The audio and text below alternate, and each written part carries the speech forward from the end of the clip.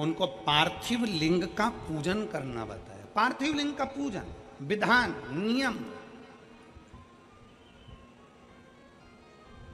कई लोग कहते हैं सीहोर वाले महाराज के पास कोई काम नहीं है, बस वो एक ही काम बताता है, बेलपत्री को ऐसे चढ़ाना, भस्म को ऐसे लगाना, जल को इधर खड़े होके चढ़ाना, कहीं कमल गट्टा चढ़ा देना, कहीं काली मिर्च चढ़ा देना, कहीं सरसों का फूल चढ़ा देना, कहीं शमी पत्र चढ़ा देना, कहीं बेलपत्र चढ़ा देना, कहीं अशोक सुंदरी पे चढ़ा देना, कहीं इस पे चढ़ा देना। सीहोर वाले महाराज के पास कोई काम नहीं है, बस कुछ ना कुछ उपाय बताते रहते हैं। उनकी कथा में तो केवल लोग कह देते हैं बोलने वाले, उनकी कथा में केवल टोटका मिलता है। हम कहते हैं टोटका मिलता है, पर एक बार दिल से कर तो देखो, फिर वो महादेव भी मिलता है।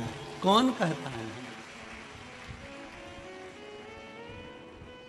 आप दिल से कर तो देखो। केवल सीहोर वाला महाराज नहीं बता रहा है कि क्या कैसे करना है। हमारे यहाँ डॉक्टर के पास जाइए, डॉक्टर से कहना डॉक्टर साहब मेरे शरीर में कष्ट है, डॉक्टर साहब मुझे ये बीमारी हो गई, मेरे शरीर में कष्ट हो गया। बोलो, आप यहाँ इतने बैठे हो, डॉक्टर के पास जाओगे तो डॉक्टर क्या कहेगा? मैं ये 4 गोली लिख रहा हूँ, ये वाली गोली सुबह खाना, ये गोली शाम को खाना, ये दिन में खाना। इस गोली को गर्म पानी से लेना, इस गोली को दूध से लेना, इस गोली को खाली पेट लेना। बोलो, बोलता है कि नहीं बोलता? बोलो, जम के बोलो जरा।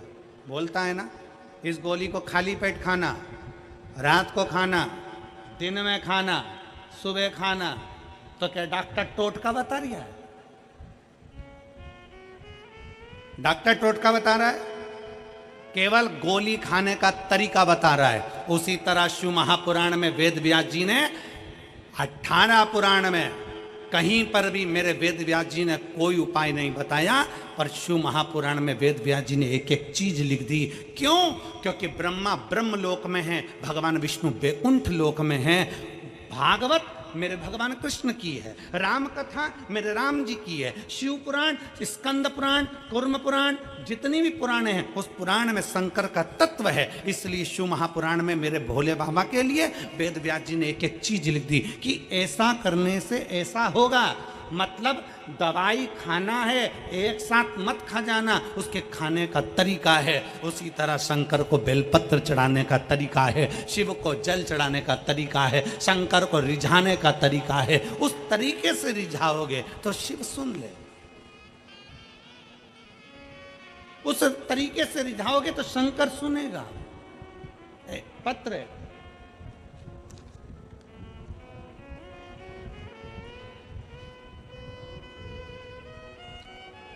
देखिए, अब तरीके से अगर शंकर को रिझाया जाए तो मैं आयुष शर्मा, सुदामा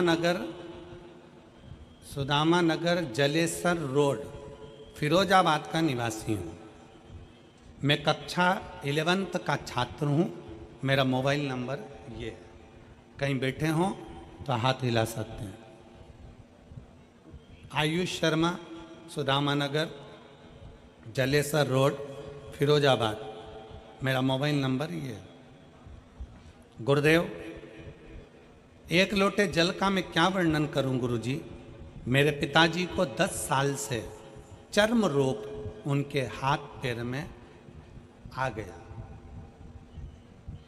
गुरुदेव, हाथ पैर में जो चर्म रोग था वो साधारण रोग नहीं था। उनके हाथ की उंगलियों से, पाँव में से गंदा पानी निकलता रहता था। पड़ोस के लोग उनके पास बैठना पसंद नहीं करते थे। हम 3 भाई बहन, माता पिता जैसे तैसे पढ़ाई करा और अपना जिंदगी जिया। गुरुदेव, पिताजी का इलाज हमने आगरा के